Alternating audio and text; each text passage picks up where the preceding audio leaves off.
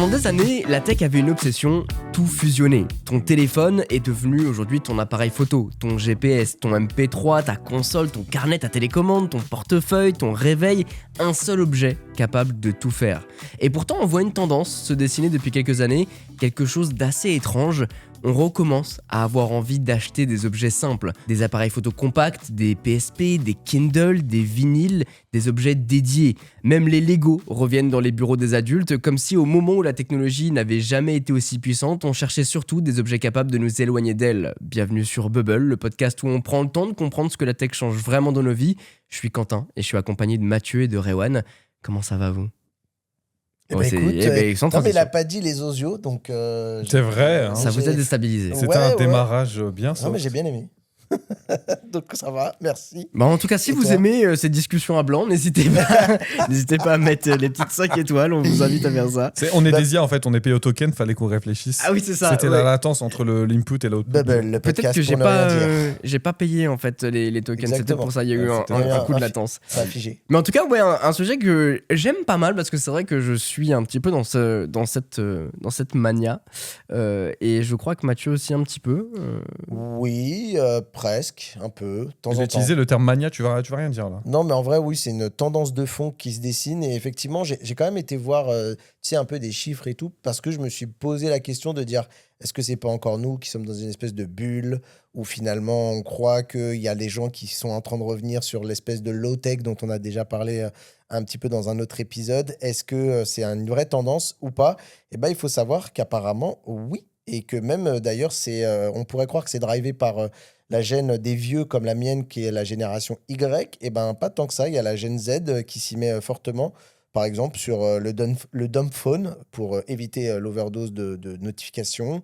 On a aussi le retour du papier. Tu vois, quand j'ai lu un petit peu le programme que tu nous avais concocté, j'étais fasciné par savoir en fait à quel point le papier aujourd'hui, ça pèse 147,5 milliards de dollars. Voilà. Alors qu'on a tout pour ne plus utiliser du papier. Et d'ailleurs, il y a un des éléments que tu n'as pas forcément aussi dit dans ton intro, c'est qu'on est...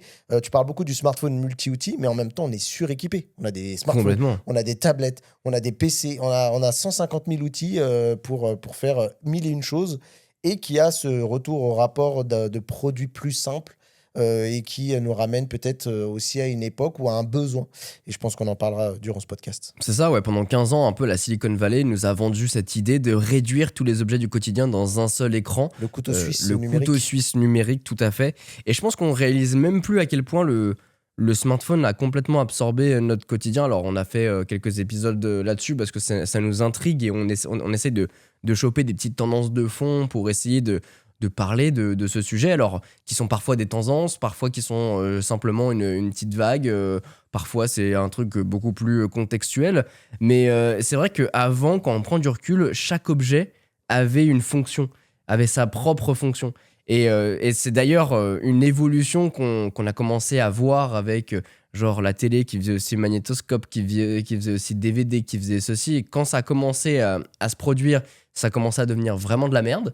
Et au final, on se rendait compte qu'avoir juste un objet, c'est-à-dire un appareil photo qui prenait seulement des photos, avoir un lecteur DVD qui faisait seulement lecteur DVD, ou avoir un iPod qui faisait uniquement musique, et ben finalement, ça rendait l'objet plus pérenne, plus durable aussi. Mais oui. on voit une fracture de ouf. Tiens, je voulais juste pardon, faire une reco, Rewan, et je te donne la parole. C'est que je me souviens, à un moment, j'avais un mood où je regardais des vidéos d'une chaîne qui s'appelle Kids React, ça s'appelait React. Et t'as Kids React, et par exemple, on se rend pas compte à quel point le monde il a changé quand on donne un objet de l'ancien temps à des enfants. Il y a des enfants, j'ai une vidéo qui m'avait marqué un peu, genre on leur filait une Game Boy avec une cartouche, et il fallait qu'ils l'utilisent. Nous, ça nous paraît complètement, tu vois, on a nos automatismes, on met la cassette et tout. Tu vois les gamins qui mettent t'as les gamins qui mettent la cartouche à l'envers, qui cherchent le bouton désespérément pour allumer, qui touchent l'écran, pas, qui touchent l'écran tactile qui n'existe pas. Et qui même se rend compte de l'écran monochrome et qui pète un câble en disant « mais c'était ça une console portable avant ?» Alors que pour nous, c'est vieux, mais c'est pas si vieux que ça. En fin de compte. Exactement. Il y avait une anecdote aussi, si je te donne une cassette et un crayon, qu'est-ce que tu vas faire ? C'est quoi le réflexe ? Exact. Tu as rembobiner. Exactement. Eux, ils sont en mode, c'est quoi le rapport entre ces deux objets ? Je comprends pas.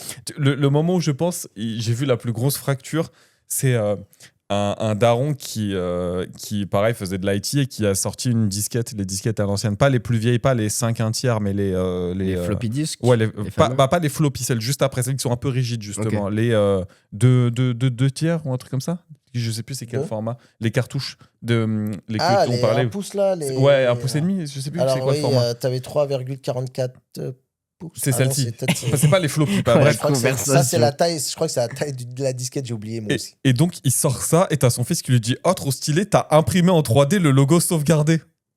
Oh, incroyable. Tu vois la Mais c'est réflexion, là où on le voit- chemin Ouah. de fou. C'est ça. En mode, mais non, C'était une disquette quoi. C'est la disquette, c'est Ah, comme ça que ça fonctionnait à j'adore. l'époque. Ouais. Et c'est vrai qu'aujourd'hui, en fusionnant finalement un petit peu tous les usages dans un seul écran noir, on se rend compte que on a aussi fusionné toutes les distractions et ça fait partie d'un sujet à part qu'on a bien amené.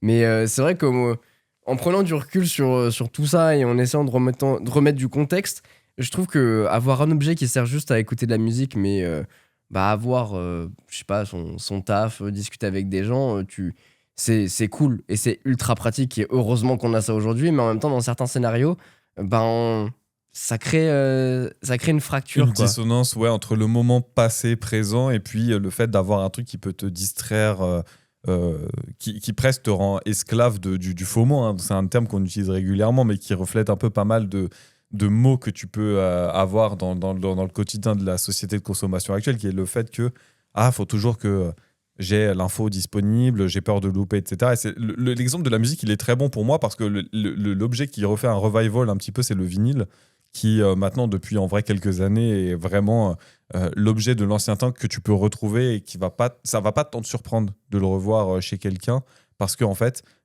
tu attribues cet objet à un moment. C'est j'ai besoin de mettre de la musique. Ça n'a aucun sens d'utiliser un vinyle parce que niveau techno, c'est foireux, niveau son, c'est pas génial, etc. Par contre, le fait de prendre le disque, de le mettre dans ton tourne-disque justement et de le mettre, en fait, tu te crées un instant. L'instant, je mets de la musique, je me crée un moment de détente et j'ai pas besoin d'allumer quelque appareil multimédia pour le faire tourner. Et finalement, le grincement d'un vinyle qui était un petit peu le truc un peu crade à l'époque, Le grain, aujourd'hui devient une ambiance. Oui. Devient un truc qu'on recherche même C'est aussi. de là où est née la lo-fi, qui Ouais. veut littéralement dire low fidelity. Ouais, exactement. Donc, il y a ce truc-là. Et d'ailleurs, j'ai remarqué aussi, il y a un des trucs qui revient pas mal en ce moment, que je croise dans quelques-unes des vidéos quand ça m'arrive de temps en temps de traîner sur Instagram. Comme je vous ai dit, moi, je suis pas un grand scroller, mais des fois, ça arrive à me happer quelques fois. Ah bon, tu regardes pas l'île de la Skibidi Tontafruit, toi? Non, mais on en a parlé en off. Il faudra qu'on en parle du Le fameux monde du phénomène mème, du brain rot. Du brain rot, ouais. Ouais, mais quoi qu'il en soit, en ce moment, je vois beaucoup aussi un revival du Walkman. Le Walkman réapparaît dans pas mal de petites vidéos. Donc, et même, j'ai vu un mec qui s'amusait à remontrer les albums qu'on a connus, genre 113, Les Princes de la Ville, etc. Le mec les a en format cassette. Et on se demandait même à tel point si les cassettes, c'était genre. Elles avaient été refabriquées un peu pour l'occasion. Parce que pour moi, genre, le 113 Princes de la Ville, c'est uniquement sorti en vinyle et en CD. Un CD, bien sûr. Mais là, pour le coup, le mec me dit non, c'est les originaux. Il y a vraiment eu des cassettes avec les albums à l'ancienne, Bustaflex, 113, etc. Alors pour le coup, il y a eu une tendance cassette justement qui commençait à revenir. Bon, ça s'est pété la gueule, hein, finalement, c'est pas revenu. Mais c'est vrai qu'à un moment, les gens ont voulu, ont souhaité avoir. Alors je pense que c'est aussi vachement dû au Gardien de la Galaxie où justement le personnage principal a un lecteur Oui. cassette avec les vieux casques et ça, c'est Qui un était truc. abominable d'ailleurs. Ah non, celui-là est très très bon. Ah ouais? Et ils Le ont- petit autour Ouais. de l'oreille, là? Complètement, ils en revendent. Alors j'ai plus la marque en tête malheureusement. C'est pas Mais, du Sony. Justement, c'était pas les casques Sony d'époque. Non, justement, c'est une autre marque. Ah, merde. Il faut que je retrouve. Je le retrouverai pendant l'épisode et je vous le ressortirai. Ok. Mais ça, c'est un casque qui est encore très très bon. Marshall, non? Non, c'est pas Marshall. Ouais, parce que c'est, j'avais le souvenir qu'à l'époque, c'est un autre c'était un truc. casque qui était, comment dire, très léger, très avec les facilement petits pouces, transportable, là. mais qui était ultra fragile parce que c'est juste une petite barre en aluminium qui l'allume. traverse. Ouais. Et les oreillettes, enfin, je veux dire, tu regardes la taille des haut-parleurs et le fait que ça couvre pas complètement ton oreille, le son, il était vraiment dégueulasse. Alors peut-être que sur les nouvelles éditions, ils ont amélioré avec des technologies modernes, mais ils ont gardé le design un peu rétro. Mais moi, j'ai pas un souvenir du son qui est excellent. Une petite dissonance sur les propos que Quentin a tenus. Si vous avez des parents ou des amis que vous allez voir qui habitent en province, comme on appelle ça, nous on est plutôt côté grande ville, tu vas dans les supermarchés, au rayon multimédia, t'as pas de lecteur cassette et tout. Tu vas dans les provinces, vu que c'est une population qui est un peu plus Exactement. vieille, tu peux trouver beaucoup plus facilement des cassettes. Walkman, des lecteurs cassettes, etc. Et même des cassettes, ouais. en encore vente qui- neuve. Ouais. Et c'est fou parce des que t'arrives stocks dedans, qui tu sais. doivent traîner d'il y a une certaine époque. Et il y a encore des stocks, donc ils les mettent en rayon. Parce et qu'il y ils a sont encore là. des gens qui s'en servent, sauf que eux, c'est pas des nouveaux produits qu'ils achètent, c'est juste qu'ils ont un certain contenu et la bibliothèque Steam que nous on l'a, bah eux ils l'ont en physique, quoi. Ils peuvent l'avoir hors ligne s'ils veulent. Ce que j'aime bien, moi, avec cette vibe, il y a aussi une tendance de fond qui commence à s'instaurer où, en fait, beaucoup de créateurs, beaucoup de branches de design essayent de réanimer un petit peu ces produits. Il y a par exemple We Are Rewind, c'est un studio, voilà, un studio français qui s'est inspiré justement du lecteur cassette pour le revisiter. Ils font ça aussi avec des enceintes, ils font ça aussi avec pas mal de C'est choses. eux aussi qui ont sorti un peu ce qu'on appelait le Sound Blaster, là, avec deux ans. En fait, le Sound Blaster, c'était quoi? C'était un méga appareil avec. La boombox. Ouais, la boombox aussi. Je crois qu'ils l'ont refaite aussi. Exactement. Et... Ouais, ils l'ont refaite Ouais, complètement. Je l'ai vu passer. Si vous avez regardé les pubs à l'ancienne ou les modes skater, les mecs dans la rue et tout, C'est il y avait ça. tout ce truc-là qui est iconique, une C'est grosse Ghetto boîte rectangulaire. Blaster, Le parce que- Ghetto Ghetto Blaster. Blaster. Pardon, Le j'ai Ghetto dit Sound Blaster. Blaster parce que voilà, je suis un geek. C'était une marque de carte audio. Qui Sound est Blaster. iconique, un peu moins que le Walkman et tout ça, mais Le Ghetto parce qu'on n'est Blaster. pas. C'était plus le marché américain, mais ça tuait quand t'avais ça. Ouais, tu Mais je trouve, que sortais dans la rue. je trouve que les studios de design ils se réapproprient vachement ces objets-là un petit peu cultes. Le vinyle évidemment est passé par ce traitement, mais du coup le lecteur cassette a fait ce bout de chemin. On a aussi les lecteurs DVD qui commencent les lecteurs CD pardon qui commencent à revenir. Enfin bref, il y a un repositionnement un petit peu de ces objets mythiques qui commencent à revenir et surtout j'avais fait le test justement parce que j'avais cette curiosité de me dire qu'est-ce que ça vaut un iPod aujourd'hui. Et donc j'ai acheté un iPod reconditionné, un iPod classique sur Amazon, qui ont une boutique à côté, Amazon Refurbished, je sais pas quoi. Et j'avais racheté un vieil iPod justement pour retrouver ce feeling de la molette, ce slide, ce cover flow avec tous les albums et tout ça. Et je trouve qu'effectivement on retrouve un petit peu cette vibe vinyle où tu prends le temps de te remettre dans ta musique, à écouter l'album que tu as choisi, plutôt qu'avoir les boucles infinies. Alors c'est aujourd'hui la force des plateformes, c'est que t'as aucun moment de scission. C'est que t'es toujours à travers les réseaux sociaux, toujours en train de regarder un truc. À travers les plateformes Apple Music, Spotify, t'as toujours de la musique en illimité. T'as plus ce moment où tu sais, t'as lancé ton album le soir avant de t'endormir, tu te réveilles à 2h du matin avec les écouteurs qui te font mal et ton album et plus rien dans les oreilles parce que ta musique s'est coupée quoi. Ouais. Aujourd'hui t'as toujours un truc qui C'est ça, est qui pourrait tourner relancé. en- C'était en l'argument tant qu'il y a de la de batterie, quoi. Ouais. C'était l'argument de la plateforme en plus, parce qu'à l'époque, nous, on a connu l'époque où quand t'achetais pas les albums, tu les téléchargeais sur YouTube avec des MP3 downloaders, des trucs obscurs dans une qualité pourrave. Skrillex _bangarang.wav. C'est clair. C'était terrible. Mais on avait la patience de le faire. En qualité 64 kilobits. Mais ouais, c'est ça. C'était abominable. Exactement. Mais ce qui est assez fou dans ce que tu racontes, c'est qu'on pourrait croire que tout ça est drivé par la nostalgie, par une époque, par des gens qui veulent retrouver une Madeleine de Proust. Eh ben, il faut croire que non. C'est aussi une tendance de fond chez les jeunes. Et je vais te raconter une anecdote très perso. Je vais éviter de trop donner d'éléments sur la personne en question parce que je ne sais pas si elle aurait aimé que je parle, en tout cas d'elle, de manière nominative. Mais j'ai une pote créatrice de contenu qu'à un moment j'ai hébergée à la maison parce qu'elle est en province et elle montait sur Paris. Et sa fille est venue aussi à la maison. Et elle me dit quoi? Elle me dit ma fille, donc qui devait avoir, j'espère que je ne vais pas dire de conneries, mais devait avoir 19 piges. Elle me dit, ma fille utilise grave des CD. Elle fait des CD avec des albums, des musiques, etc. Et elle les grave. Et ça tombe bien parce que moi, j'avais des CD qui traînaient, des CD vierges qui traînaient dans un coin. Et elle m'a dit, si ça te dérange pas, je veux bien les récupérer parce que ma fille de 19 ans grave des choses sur un CD. Excellent. Il y a C'est encore un truc espoir. de ouf, tu vois. C'est un truc de ouf. Donc, et ça m'a surpris. Parce que, en fait, graver un CD, ça demande un certain effort. C'est-à-dire prendre le CD, sélectionner ce que tu veux mettre dans le CD et passer par des plateformes qui parfois même ne supportent peut-être même plus que ce Et qu'un puis graveur. avoir le matériel, avoir la Ouais. patience et tout. Il y avait une T'imagines raison. Elle t'avait expliqué pourquoi elle le faisait? J'ai l'impression que c'était un acte un peu même militant. C'est-à-dire qu'elle se disait Je veux ne plus vouloir reposséder. subir la technologie, je veux redécider moi-même de ce que je mets dedans. Et surtout, je pense qu'il y a une inversion au tout digital pour retrouver l'effet d'appartenance. Complètement. Et je pense que je suis un peu en train de spoil ma fin, mais globalement, j'ai l'impression que c'est un petit peu ça vers quoi on va, c'est-à-dire qu'on arrive un peu aux limites, ou en tout cas au gavage du tout numérique, du tout dans le cloud, etc., pour avoir un nouveau ressenti de l'objet, de l'appartenance, et comme tu l'expliquais aussi, de la prise de décision, de dire je mets tel objet ou je mets telle musique à ce moment-là, parce que c'est ce que j'ai envie, et j'ai pas envie de me laisser dicter ça par un algorithme. C'est intéressant ce que tu dis sur l'appartenance, parce que c'est quelque chose que je ressens vachement, par exemple, sur les DVD, les Blu-ray. Moi, c'est un truc que j'ai beaucoup acheté, collectionné, comme les vinyles finalement. Ouais. Et je le faisais aussi avec le jeu vidéo, mais comme on en a parlé dans l'épisode de lundi, vous le savez que en fait, cette période d'acheter un jeu vidéo physique est complètement morte, non pas sur l'acte, mais surtout sur la cohérence de le faire.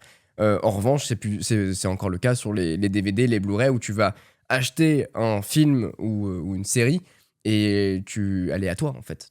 C'est une œuvre qui est figée dans le temps, pas comme sur une plateforme comme Netflix qui peut altérer certains contenus, c'est Qui déjà va arrivé. le faire. Il y a du contenu qui peut être dispo sur une période durée et puis qui disparaît du jour au lendemain. Alors déjà, mais surtout changer certains trucs. Oui, en plus altéré, oui, tu as raison. C'est ça, Modifier c'est l'œuvre originale pour des exactement. choses qui ne passeraient plus aujourd'hui. Ça a été le cas sur les plateformes comme Disney qui ont dû changer certaines choses scènes, sur même. certaines scènes dans Blanche-Neige ou en coupé. Enfin bref, il y a différentes choses qui sont déjà produites en ce sens. Et c'est vrai qu'avoir un DVD aujourd'hui te permet d'acquérir l'œuvre. Alors, elle n'est pas vraiment à toi, mais en tout cas, ce truc-là est figé dans le temps. Et tu pourras le regarder, l'écouter encore des années et des années. Tu vois, Alors il y a- qu'une plateforme, juste pour finir Ah, là-dessus, vas-y, pardon. quand un album est shut down, ou comme c'était arrivé avec Nekfeu, par exemple, dû à ses C'est des bois. à ses déboires, Judiciaire. ces albums ont sauté des plateformes, plus personne pouvait l'écouter. Ouais. Alors qu'aujourd'hui, tu peux, fondamentalement, si tu avais un CD, tu pouvais toujours, quoi. Je pense qu'il y a une œuvre comme ça qui est assez symbolique de toute cette altération dont tu parles. Je crois que j'ai cru comprendre que Star Wars a tellement été remixé, les œuvres originales, Les œuvres originales. voilà, les œuvres originales ont tellement été remixées qu'il y a des gens qui n'ont pas forcément vu les mêmes versions d'une à l'autre. Ah mais ça, j'en C'est un suis truc de sûr ouf. et certain.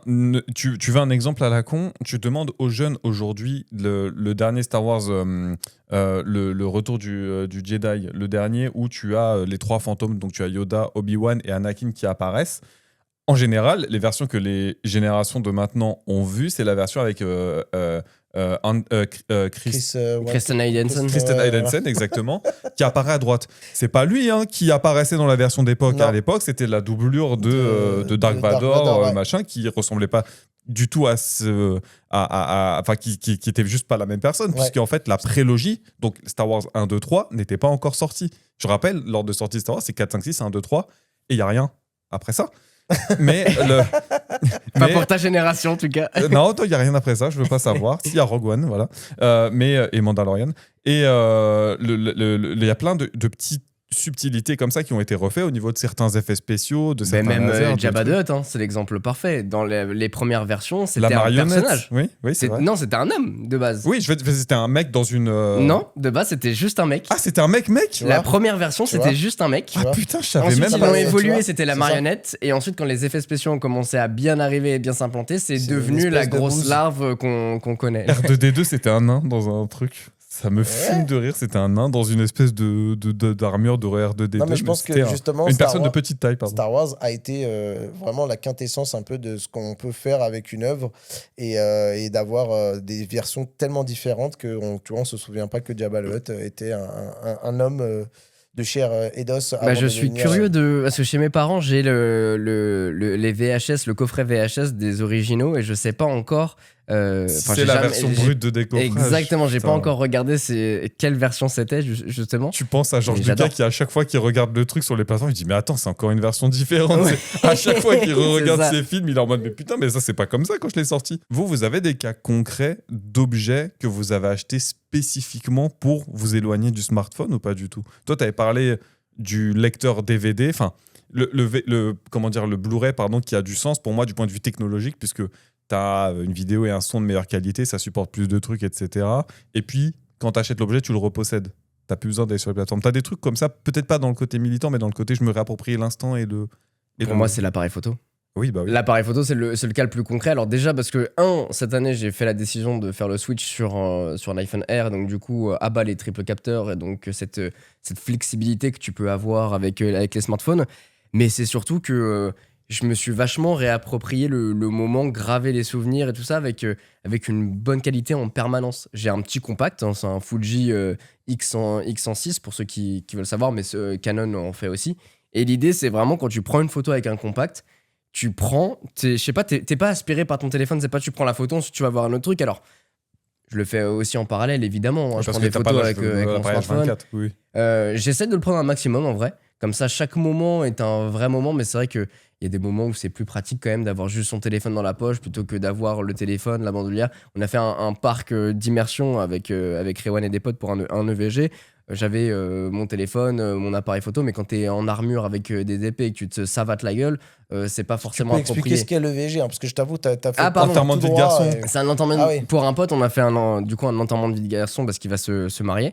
Et on est allé dans un parc d'immersion qui s'appelle Rustique. C'est le moment de faire un petit plug Ah, le là-dessus. plug, faut le faire là, pardon, faut y aller. Si vous Ouais, êtes en parce région que, parisienne ou même en France de manière générale, allez-y, c'est incroyable. C'est pas loin de ça, 1 heure de Caen, quelque chose comme ça. Et en fait, c'est un parc comme on peut imaginer le Puy du Fou ou je sais pas, même le parc Astérix, on va dire, où en fait, c'est des acteurs, des personnes qui ont construit des bâtiments, un univers où justement tu viens, tu te déguises en une personne que tu deviens, que tu incarnes, un peu comme Donjons et Dragons finalement. Ouais, il y a un côté IRL, roleplay. quoi. Alors, t'es pas obligé de te déguiser. Nous, on n'était Oui, pas. oui, c'est vrai, on n'est pas déguisé à 100%. Ils mettent un petit truc pour identifier l'équipe, mais il y en a qui viennent complètement déguisés. Ouais. C'est hyper cool. Il y a de tous les âges. C'est pas spécifique aux vieux ou aux jeunes, mais en vrai, franchement, beaucoup de force à eux. Et si vous voulez une activité qui sort de l'ordinaire et qui coûte pas si cher, en vrai de vrai, pour une journée complète, on vous encourage vachement. Mais oui, le délire d'avoir l'appareil photo et même de prendre le risque de se manger un coup d'épaule-mousse et juste qu'il tombe, en vrai, ça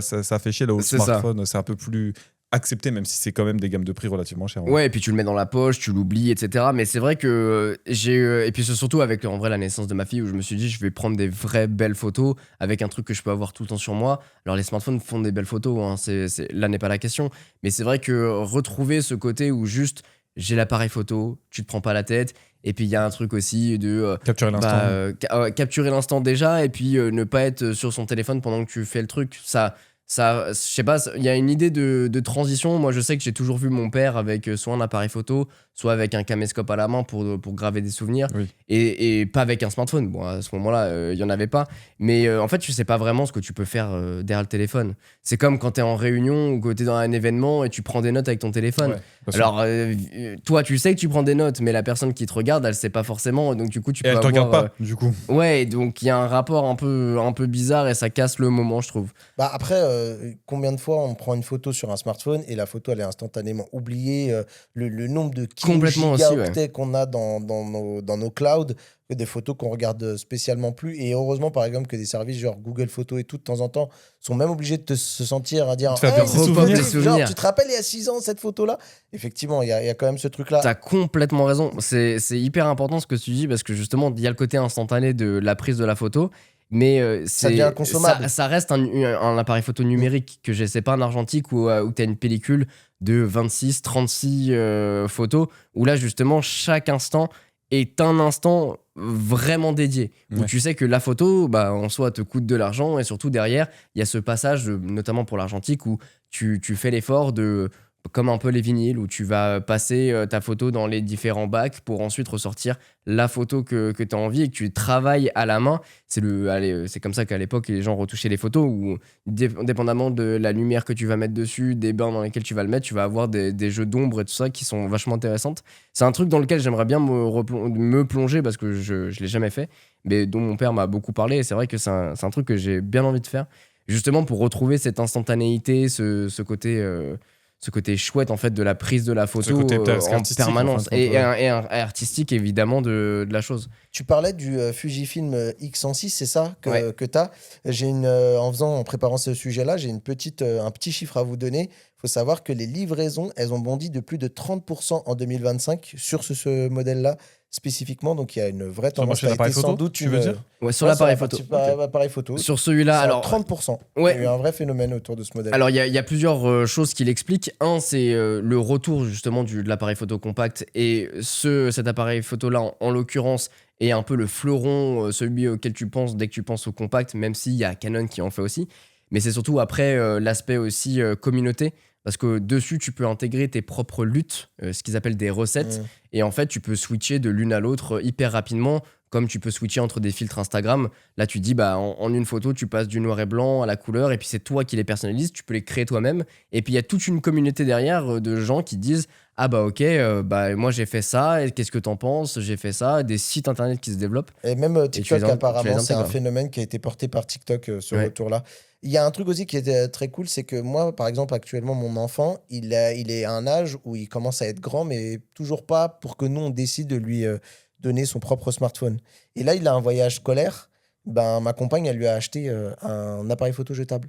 Et donc, il va partir. J'ai vu le papier jaune, là, l'emballage L'emballage jaune. du Kodak. Et ouais. Alors, c'est rigolo parce qu'on parlait de l'enterrement de vie de garçon tout à l'heure. Du coup, il y a l'enterrement de vie de jeune fille du côté de la femme de notre pote, puisqu'on la connaît aussi. Et il y avait ma femme qui y était. Et bah oui, ils avaient un appareil photo jetable, les Mais petits nous aussi. Kodak jaunes de l'époque. J'en ai acheté un Oui, pour mais oui, chacun. c'est vrai. Mais je me disais, je savais pas si je l'avais halluciné ou quoi. Non, j'en Et ai là- acheté un pour chacun, comme ça ils ont chacun leur souvenir. Et pareil, là, du coup, quand tu vas le faire développer, tu vas être en mode ah oui, putain, on l'a pris à ce moment-là. Donc, t'as le côté ah, peut-être que la photo elle va être à chier. Ah, je me rappelle plus ce que j'ai pris comme Il y a un photo. côté Ah, un quand peu je vais les faire. surprise, ouais. Et quand tu les développes, tu t'es fait un cadeau à toi-même. Tu vas les redécouvrir à ce moment-là. T'es en mode c'est cool. Et puis, le fait Exactement. de les avoir en format physique, mine de rien, c'est quand même cool. Chose que tu avais fait d'ailleurs à ton mariage où tu avais ce qui se fait pas Les mal, mais tu avais le photobooths, photo booth où tu prenais une photo.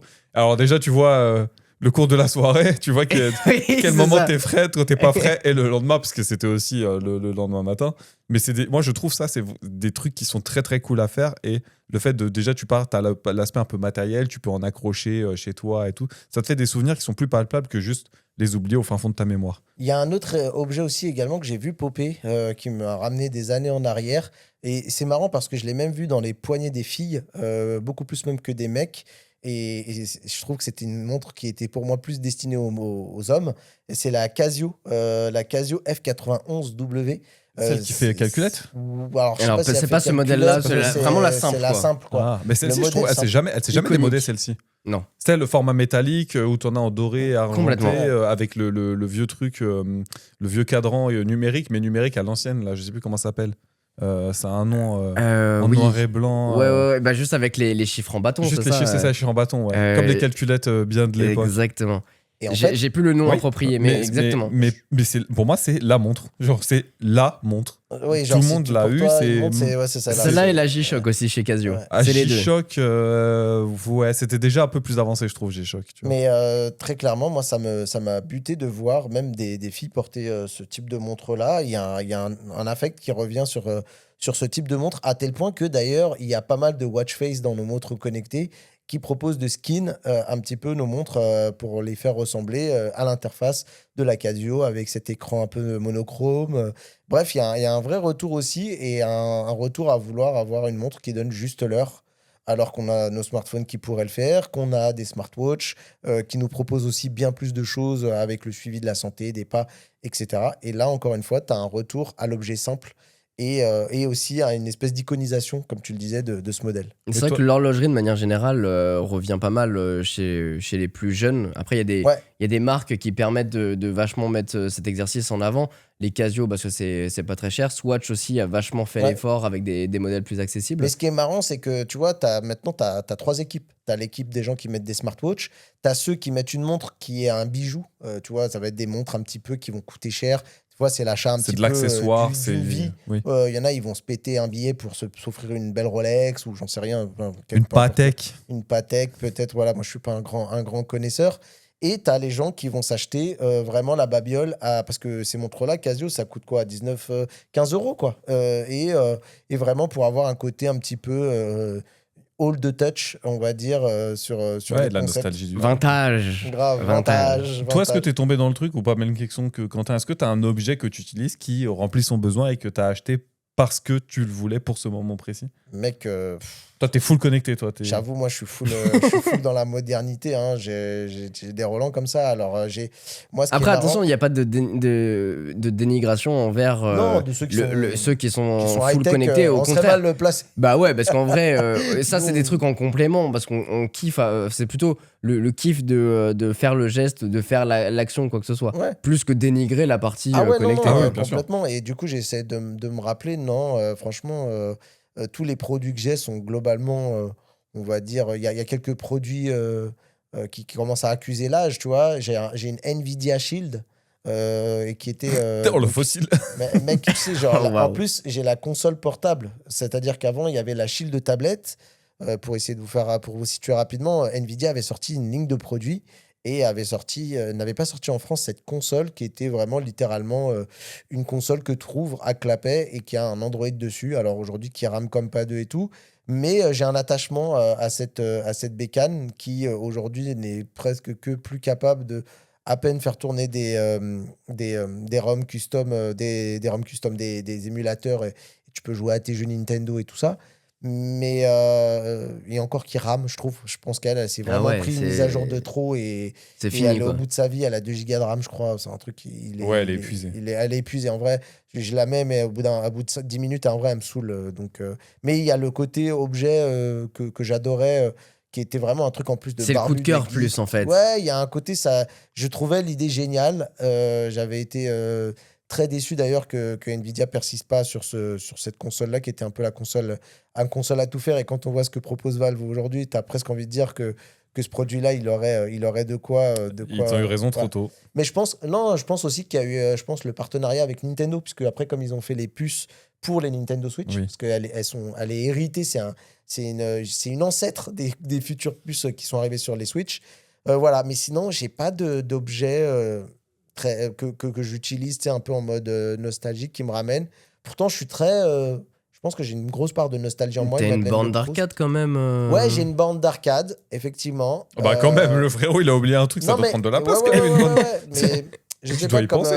je sais pas, en fait, j'arrive pas à la voir comme un produit vintage, mais si, peut-être t'as raison, un petit look and feel. C'est parce que tu payes pas Et- les parties, ça. Ouais, et sans doute aussi pour peut-être te retrouver les sensations des bandes d'arcade Parce qu'en plus, c'est un produit que tu utilises vachement avec ton fils de avec temps en les temps enfants donc et c'est tout. cool. Moi, mes enfants, ils sont mordus de Mario, tout ce qui est Mario et tout, et même les anciens, tu vois, ils sont à fond.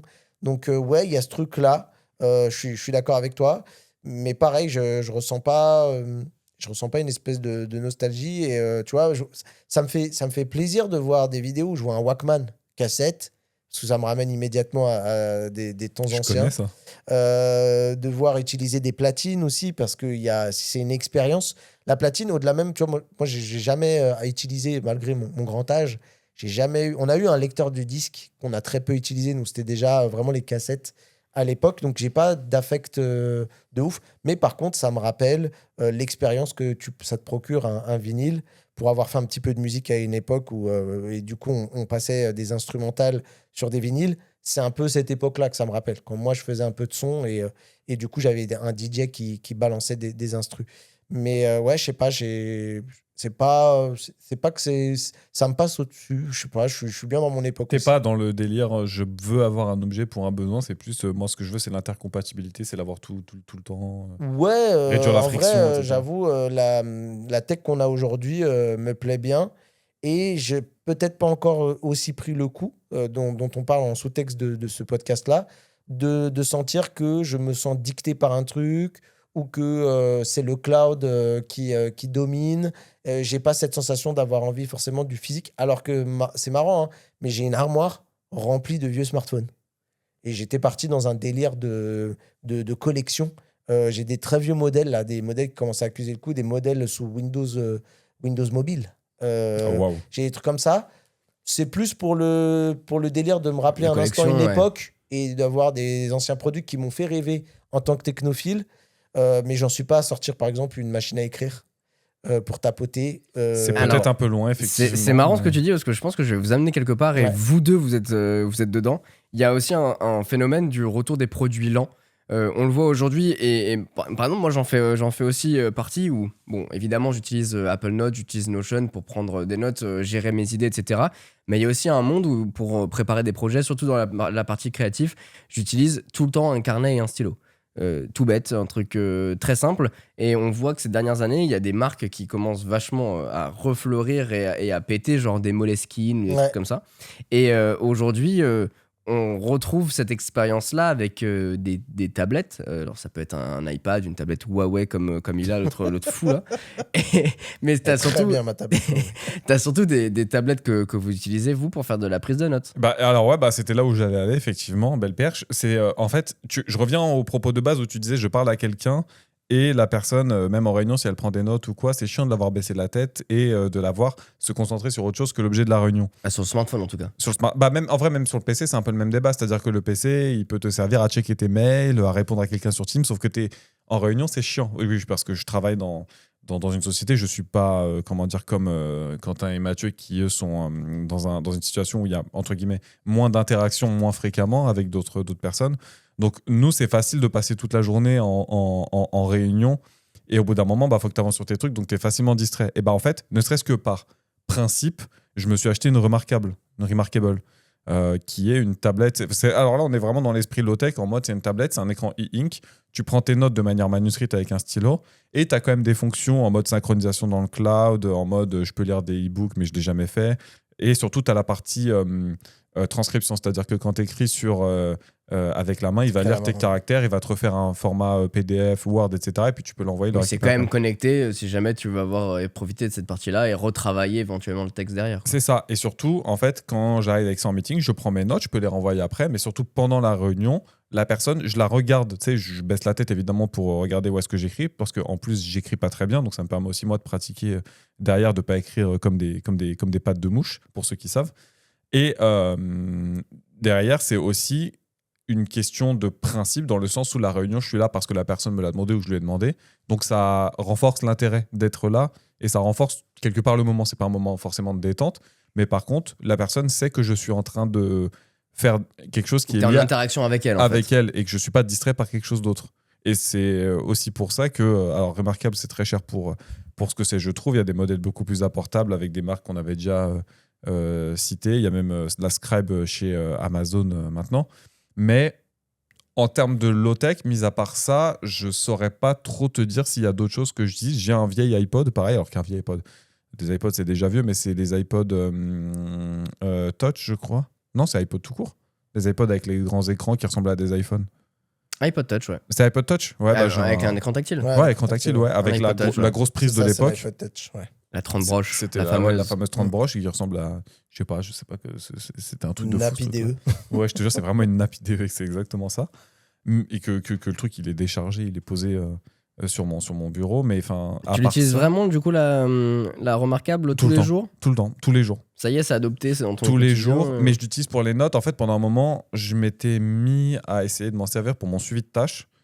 Et mis à part des tâches très macro qui ont une production très lente, que je vois au début et en fin de semaine pour préparer la semaine d'après, ça, je m'en sers plus. Pourquoi ? Parce que c'est en fait beaucoup plus facile d'envoyer mes mails, tu sais, de taguer les mails et de les avoir dans les applications Microsoft avec Microsoft To Do, etc. Et en fait, le fait de devoir tenir mes tâches à jour sur la Remarkable et de les retaper sur le PC après pour mon suivi, pour les rappels automatiques, c'est une perte d'efficacité en fait. J'ai pas les rappels, etc. Donc je m'en sers pour les comptes rendus de réunion, pour mes notes perso, etc. Et après je les envoie. Mais par contre, oui, le matin même quand on fait les mornings, quand on fait les réunions d'équipe le matin, à moins que j'ai un truc précis à partager sur le PC, je prends pas mon PC, je prends juste de quoi prendre mes notes. Et toi, Mathieu ? C'est terrible. Moi, je crois que je suis devenu un mec trop moderne pour ce qu'il en est. Notebook LLM, Plaude, Google Notes, lui, il a la stack complète. Mec, en vrai, tu viens de dire exactement ce que j'allais dire. En fait, c'est ça qui est cruel. C'est que j'ai essayé le truc. En vrai, pour moi, on m'a proposé, hein, donc j'étais ravi de pouvoir tester la Paperslate, donc qui est un concurrent de la Remarkable, qui proposait un outil justement low-tech. Et en fait, j'arrive pas à m'y tenir. C'est-à-dire que, en fait, quand je le fais, c'est presque un acte d'autoflagellation. Et je me force à me dire, putain, ce serait bien que je reprenne le contact avec l'écriture que j'ai arrêté, parce que je tapote tout au PC. Et en fait, j'arrive pas à m'y tenir parce que, alors déjà, la Paper Slate, elle souffre un petit peu du fait que pour avoir tes notes un peu partout, c'est compliqué. C'est très axé sur un truc propriétaire qui fait que, bon, ça casse un peu l'expérience. Mais je pense qu'au-delà même du produit, c'est moi le problème, c'est que je suis passé à autre chose, en fait.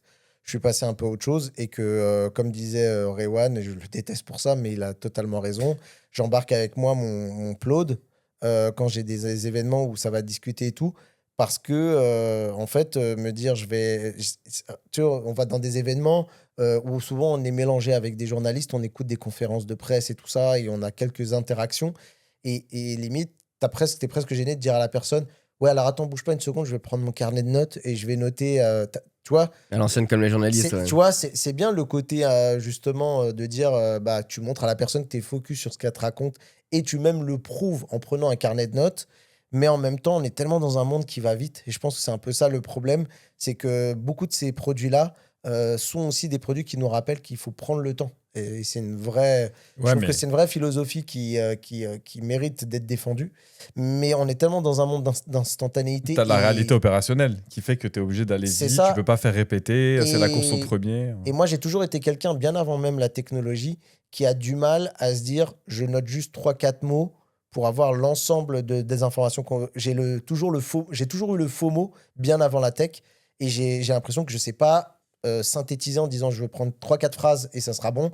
Non, je veux Ouais, tu absolument veux avoir chaque tout, tu mot, vas à la big picture et chaque ensuite truc. tu vas trier, quoi. C'est ça, moi je vais avoir chaque mot, chaque truc pour être sûr de ne pas oublier un détail en particulier. Et c'est un peu ça aussi ce que je fais des fois dans mes vidéos qui fait que parfois mes vidéos ont été très longues.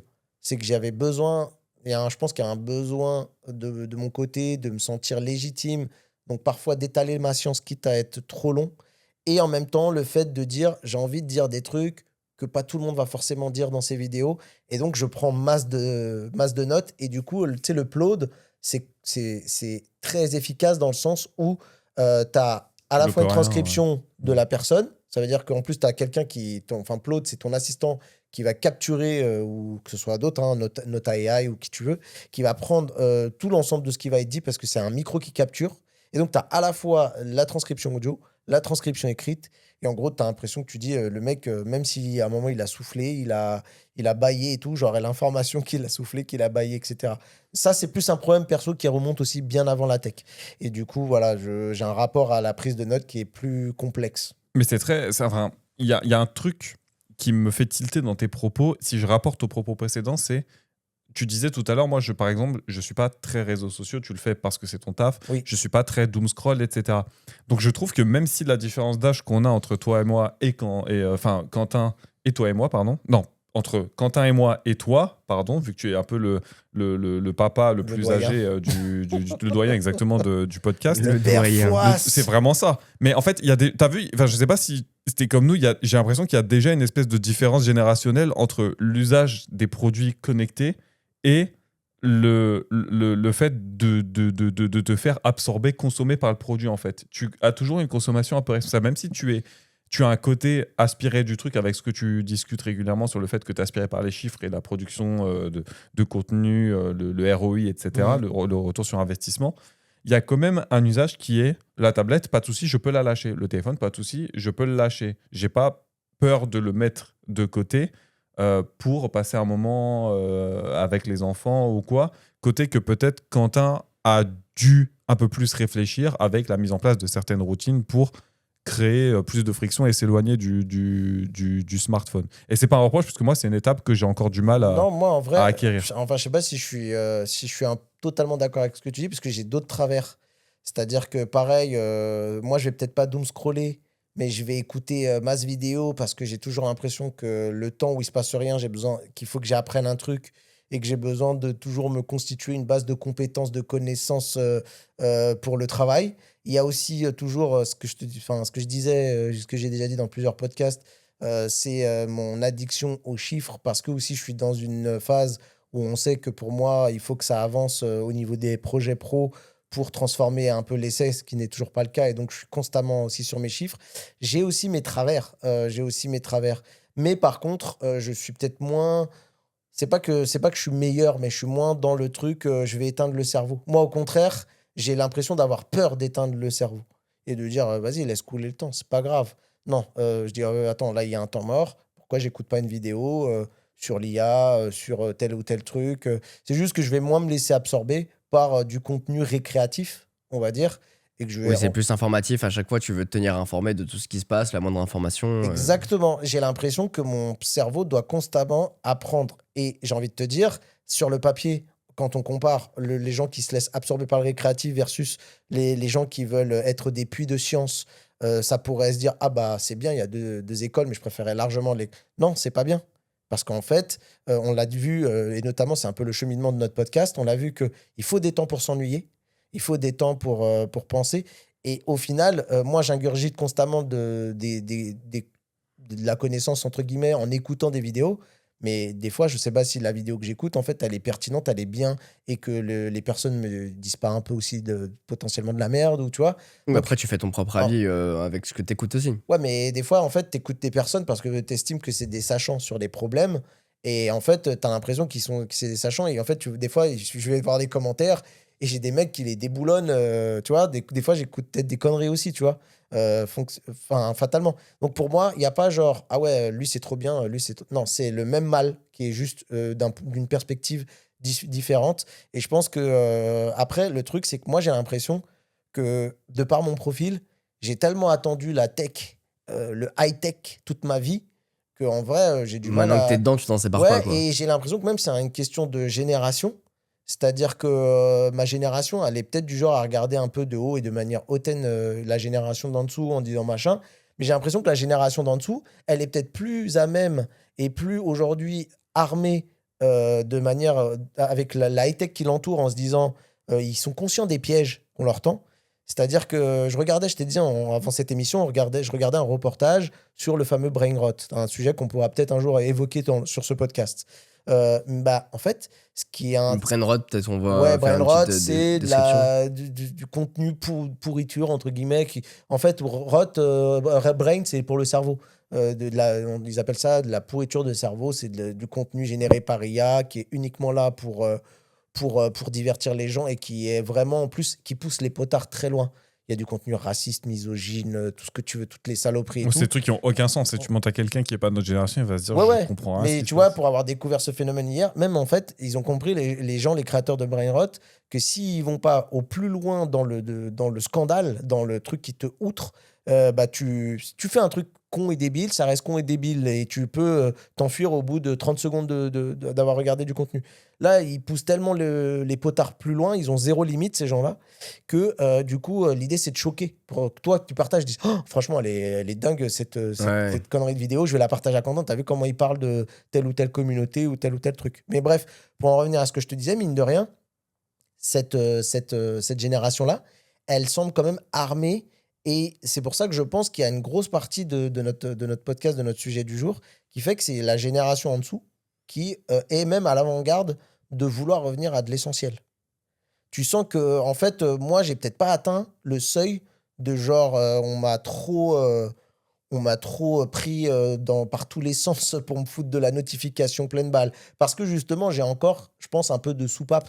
Tu vois, j'ai pas encore été submergé. Asphyxié, Ouais, j'ai pas été encore écœuré par tout ça. Je comprends, mais au-delà du côté écuré, je trouve qu'il y a... en tout cas, moi, c'est comme ça que je le ressens. C'est retourner sur ces produits-là, c'est plutôt faire une pause ou se détendre en quelque sorte. C'est l'exemple du vinyle qu'on prenait au début de l'émission, où on disait, bon, bah, on prend le temps d'écouter ce truc-là, même si dans les faits, c'est chiant, parce que toutes les 20 minutes, tu te relèves pour aller tourner le disque, pour aller changer, etc. Mais il y a un côté cool dans cette démarche. C'est aussi le cas avec l'appareil photo. Fondamentalement, c'est moins pratique, parce que du coup, tu prends la photo et ensuite tu la synchronises avec ton téléphone pour récupérer pour récupérer la photo, pardon, l'envoyer à la famille, des choses comme ça. Tu parlais de l'appareil photo jetable, je t'arrête juste là-dessus, mais il y a un des phénomènes aussi qui est assez ouf dans l'appareil photo jetable, c'est qu'il faut prendre la pellicule, faut l'envoyer et il faut attendre des jours avant d'avoir, tu vois... Alors, il y a quand même des magasins aujourd'hui qui te permettent de le faire, mais il faut un magasin spécialisé et il faut faire encore un effort là-dessus. Ça fait que tu l'as pas tout de suite, le côté instantanéité, il Complètement. disparaît là-dessus. Bien sûr, et en même temps, justement, c'est ce que tu veux pas. Tu veux pas avoir l'instantanéité sur ces choses-là, parce que c'est justement prendre ces moments-là, c'est aussi le côté chouette, comme récupérer un bouquin ou une liseuse pour lire. Justement, tu tu te coupes, c'est le moment où tu souffles un petit peu, où tu prends du recul. Tu parlais de t'ennuyer, justement. Je trouve que ça s'intègre vachement là-dedans, où t'es pas forcément dans la notion d'ennui, tu te fais pas chier puisque tu fais une action, mais c'est une action qui est plus lente. Et enfin, moi, je le vois vachement, notamment depuis que je vois ma fille, mes week-ends, ils durent mais tellement longtemps. Tellement longtemps parce qu'en fait, là où avant, je regardais beaucoup de films ou de séries le week-end pour me poser, parce qu'il y a des moments où juste t'as envie de Oui, chill, t'aurais envie d'en faire. Ouais. t'as envie de rien faire, des moments où tu joues aux jeux vidéo, les moments où je sais pas, tu fais X ou Y, peu importe. En fait, là, juste, on est en famille, quoi. On prend du temps, on joue ensemble, etc. On fait des balades. Et en fait, bon, en plus, je me lève beaucoup plus tôt le week-end maintenant. Tu m'étonnes. Aussi. Donc, les journées sont plus longues. Donc, fatalement, les journées sont plus longues. Mais de manière générale, du coup, quand tu mets tout ça bout à bout, juste, bah, les heures paraissent plus longues parce que tu fais des choses simples et pas des choses qui absorbent ton cerveau. Voilà. Il n'y a Et pas donc, du toujours coup, une animation, un flash, une couleur, un truc qui va vraiment te popper à la gueule tout le temps c'est ça. pour te stimuler et du coup donner l'impression que le temps passe plus vite. D'ailleurs, il y a un des éléments que tu dis et qui est très vrai, c'est que moi, pour faire de la VR, beaucoup de VR, le temps, il est divisé par 2 ou 3 dans la VR, où tu te rends pas compte que le temps est passé très vite. Je te donne un élément très factuel. Des fois, ça m'arrive de commencer à jouer dans l'après-midi. Et en fait, je me rends compte que le temps a passé tellement vite quand mon casque m'envoie une notification me disant attention, la pièce devient sombre. Et du coup, il arrive plus trop à se repérer dans l'espace et il dit attention, le tracking va partir en cacahuète. Et là, t'enlèves ton casque, tu dis ah ouais, ok, d'accord, il fait plus jour déjà. Bah ouais, mais t'es tellement C'est ça. absorbé dans C'est ce ça. que tu fais que Et ça il y a te... des études qui montrent là-dessus, qui montrent que dans la VR spécifiquement, le temps, il passe différemment. C'est quand tu t'amuses, après, c'est n'importe quelle activité qui. Ouais, mais la VR est vraiment spécifique à ça. Parce qu'en fait, comme tu es immergé, il y a vraiment cette notion qui va au-delà. Parce que tu vois, quand tu joues à un jeu vidéo, tu regardes un écran. Mais tu as quand même la périphérie, ta vision périphérique Oui, oui. qui te montre qu'il commence à faire nuit. Dans la VR, non, puisque tu as le casque, tu vois. Donc il y a ce truc-là. Je voudrais quand même te donner une petite anecdote pour vraiment montrer à quel point peut-être les gens de ma génération, la Gen Y, auraient des choses à apprendre de la nouvelle génération. Et je sens vraiment qu'ils sont à l'avant-garde de ce qu'on parle là, donc de reprendre le temps. C'est un club qui s'appelle le Ludit Club, qui est à Brooklyn. Et en fait, c'est une bande de lycéens new-yorkais qui ont décidé collectivement, tous, d'abandonner l'iPhone pour justement reprendre des téléphones à clapet. Et les gars, ils se retrouvent dans des parcs à Brooklyn pour lire, dessiner, discuter. Et leur témoignage raconte un truc qui est fondamental, qu'on ne dit pas d'ailleurs aussi, c'est l'aspect bénéfique de ces produits-là, c'est le retour du silence. Tu sais, dans les files d'attente ou dans le métro, des moments que d'abord tu vis un peu comme une espèce d'angoisse, parce que comme en fait aujourd'hui on ne sait plus attendre, on ne sait plus, il faut absolument qu'on ait soit de la musique autour de nous, soit on soit captivé par une vidéo ou quoi que ce soit pour tuer ce silence et tuer ce temps et tuer cette angoisse-là, et ben eux au début ils l'ont vécu comme ça. Et comme quoi, tu vois, tu as une phase de sevrage et à la fin, c'est ressenti comme une véritable libération mentale parce que tu réapprends à voguer, Ah, ça m'étonne pas. à voguer dans tes idées, dans tes esprits, dans ton esprit. Et au final, je pense que le temps, il peut passer de manière, pas forcément beaucoup plus vite, mais de manière plus agréable, juste en te remettant entre toi et ta tête et à te laisser divaguer dans tes pensées. Alors, c'est intéressant ce que tu dis parce que j'ai vécu cette expérience pas plus tard que la semaine dernière en allant sur Paris et j'avais oublié mes écouteurs pour faire le trajet. Et en fait, je me suis rendu compte d'une chose. Bon, du coup, la première phase, c'est ah merde, je les ai pas fait chier, je vais passer Ouais, ça un va mauvais être moment. dur. Au final, pas tant. Et je me suis rendu compte d'une chose, c'est qu'on est vachement plus observateur. Oui. On est moins dans nos idées, fatalement. Moi, juste, j'écoute de la musique, hein, je regarde pas de vidéo ou quoi que ce soit. Mais on est vachement plus observateur de ce qui se passe autour de nous, dans les transports. Et puis même après, du coup, bah, j'étais dans Paris, j'en ai profité pour me balader et tout ça. Et du coup, tu prends le temps d'observer, quoi. Moi, et je suis d'accord avec toi parce que c'est presque une consigne que je m'impose. C'est-à-dire que quand je suis dans les transports, j'essaye de ne pas regarder d'écran. Et parce qu'en fait, j'ai envie de. Comme c'est assez rare, je comprends ceux qui prennent ça tous les jours, tu vois. En vrai, je ne fustige pas ces gens-là parce que eux, ils ont le métro, le train quotidiennement et que en vrai, c'est Et peut-être parfois, t'en relou, tu profites vois. pour bosser ou Moi, finaliser. comme c'est assez rare, tu vois, je me dis, tiens, bah, je vais prendre l'instant de regarder que font les gens, qu'est-ce qui se passe, et machin. Et effectivement, en fait, je sais pas pour toi, mais on voit que 90% du temps, les gens, ils ont la tête baissée et ils regardent Bien leur sûr. téléphone, Bah oui. ce que je peux comprendre. Mais j'aime bien, des fois, en plus, c'est très con, mais je pense que c'est une réaction justement, en fait, de. Tu sais, c'est des moments un peu de fierté où je me dis, bah, j'étais dans ce train-là et t'es capable de repérer tel ou tel visage, telle chose. Et en même temps, j'ai ce côté un peu, malheureusement, je vais le dire et je vais être honnête, un peu intrusif. C'est pas l'envie d'être curieux, parce que quand je vois que quelqu'un taper un message, j'ai pas une volonté de vouloir regarder ce qu'elle écrit. C'est juste de voir qu'est-ce que les gens regardent. Parce que comme je suis créateur de contenu, j'ai juste envie de comprendre quel genre random que j'ai pas spécialement choisi, c'est quoi qui les attire sur le téléphone. Et effectivement, souvent, c'est des shorts, des formats courts, des TikTok et tout ça. Et on voit que les gens, en plus, c'est marrant parce qu'on peut apprécier aussi le comportement des gens où tu sens que c'est frénétique et tu sens qu'ils regardent la vidéo, mais je sais pas si tu as remarqué, le doigt, il est déjà positionné pour aller scroll. Ah, Tu bien vois. sûr. Ils regardent les 15 premières secondes. Des fois, il y en a, ils tiennent parce que ce qu'ils regardent a l'air d'être intéressant. Mais tu sens que le doigt, il mange déjà une partie de l'écran pour dire je vais te passer dans, dans 15 C'est le secondes. côté anesthésiant du truc. En fait, c'est plus pour que. C'est pas pour la qualité du contenu qu'ils m'ont proposé, mais plus pour m'anesthésier, faire en sorte que le trajet passe plus vite, tu C'est vois. ça. Après, t'en as quand même. On en croise encore avec des liseuses, même avec des livres. Moi, j'en vois des mecs, ils ont des livres. Le livre, je sais pas combien de fois ils l'ont lu, mais il a un background. Tu sais, le livre qui est plié à moitié. Ah, il a vécu des histoires. Hein. Il est dans la poche arrière en permanence. Il le est jeté livre. dans le tote bag, tu sais, le truc, il est replié sur lui-même et tout ça. Par contre, des mecs ou des meufs que j'aurais croisés avec genre des Walkman et tout ça, ça m'est jamais arrivé. J'ai pas croisé un truc. Une fois, j'ai croisé un mec à Gare du Nord, il écoutait de la musique sur son MacBook ouvert. Ah ouais. Écouteur filaire, ouais, il se baladait avec le MacBook comme ça ouvert. J'étais en mode, ah ok, c'est pas de la low-tech, mais voilà, c'est une anecdote, je vous la donne. J'en croise de temps en temps qui rédigent avec des fiches encore physiques, tu sais, ça doit être des gens qui sont à l'université ou quoi.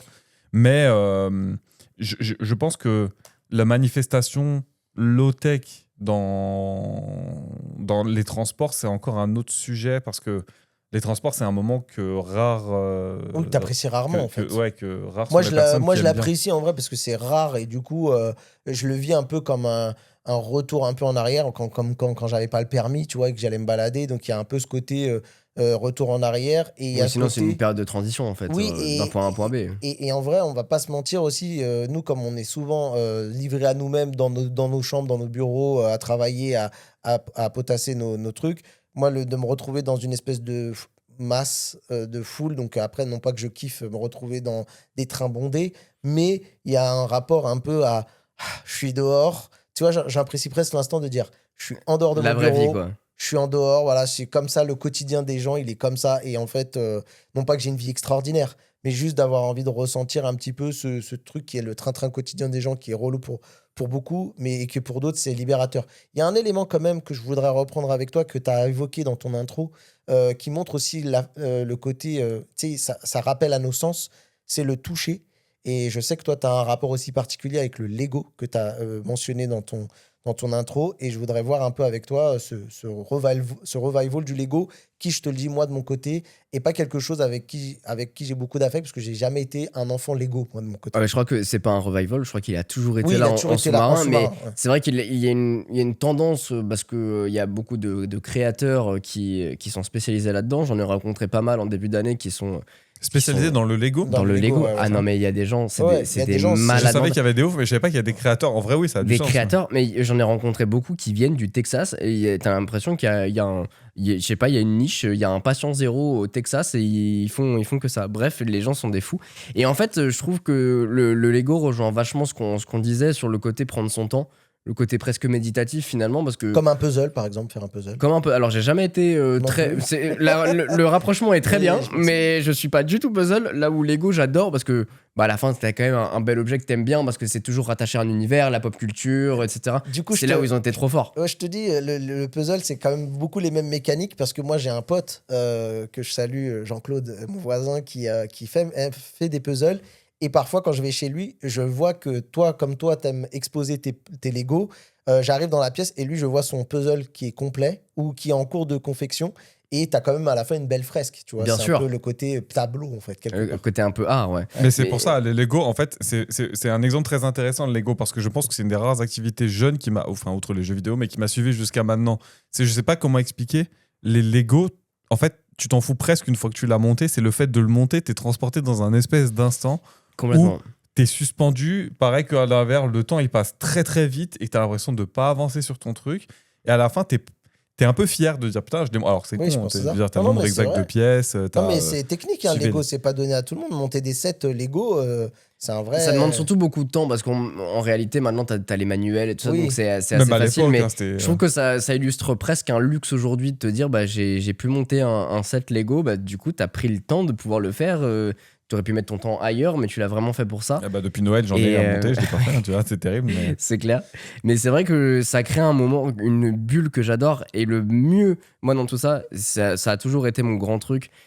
Cette pause, cette scission que je peux avoir avec le monde, c'est quand je le fais de moins en moins, mais j'adore me faire des tunnels le soir pour travailler. Et genre, tu te couches à 4-5 heures du matin et t'as aucune personne qui t'envoie quoi que ce soit, t'es juste à fond dans ton truc.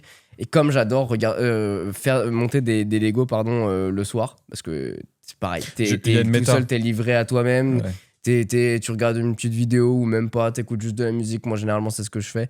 Et je suis concentré dans mon truc. Je sais pas, il y a vraiment un côté ultra méditatif qui est super chouette. Alors, tu le fais Thérapeutique pas, presque, je suis ouais, assez c'est ça. d'accord. Ouais. Tu le fais pas souvent, mais quand tu le fais, tu profites vraiment et j'adore. Et vraiment, le Lego, pour ça, ils ont été très forts parce que, notamment, de par cette liaison avec les licences et le fait que tu sois jeune comme tu l'étais, Rewan, ou bien maintenant, et ça suit avec des références qui sont Ça n'a différentes. pas changé. Les formats comment dire, les Des technos briques, utilisés, ouais, les les technos, briques, ça a toujours été la même chose et ça a juste transposé avec de nouvelles licences et même les anciennes sont encore produites. Moi, le Lego, je trouve ça fantastique et le plus important, c'est qu'on est unis contre les gens qui sont des fans de Playmobil et ça, c'est le principal.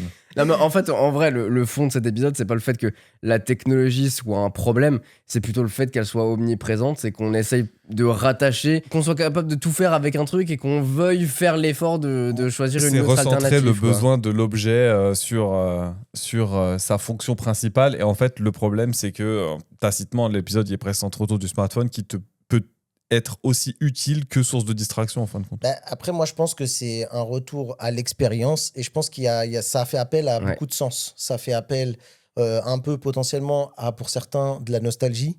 Retrouver un petit peu une époque qu'on a tendance aussi à exagérer de Bien manière sûr. à c'était mieux avant, alors qu'en fait, pas forcément. Mais ça nous rappelle un instant où on avait l'impression que le temps, il prenait le temps. Là où aujourd'hui, tout n'est qu'instantanéité, consumérisme, aussitôt consommé, aussitôt jeté. Là, tu as le toucher, ça fait appel aussi à la sensation d'avoir des choses entre les mains et le toucher est très très important. D'ailleurs, c'est un peu aussi ce qui malheureusement est un peu en train de flinguer la nouvelle génération, c'est-à-dire qu'à force de visualiser un monde en 2D, ils n'ont plus l'appréhension d'un produit. Un enfant, quand ça prend un produit, ça le prend, ça le lâche, ça a du coup la notion de savoir la gravité, le poids de l'objet, à savoir qu'un objet, on peut le tourner dans tous les sens, qu'on peut le passer à quelqu'un qui va nous le redonner. Donc, il y a toutes ces choses-là. Il y a un côté aussi où on a envie de se réapproprier un instant, une tâche, et pas d'être constamment abreuvé par un instant, 10 000 tâches, Ouais. parce que notification, parce que trucs comme ça. Et il y a aussi ce côté vraiment, on savoure, on prend le temps, et c'est cette tâche-là qu'on fait, et on fait aussi... notre cerveau a besoin de ce repos en se disant là, tu écris, tu prends le temps d'écrire, tu prends le temps d'écouter une musique, tu prends le temps de sélectionner, de faire des choix et de ne plus subir un diktat qui est nommé par les algorithmes et ces choses-là. Et aussi le cloud, le dématérialisé, la réappartenance des choses. Je pense que c'est un pêle-mêle de tout ça qui montre qu'aujourd'hui, il est urgent d'avoir un...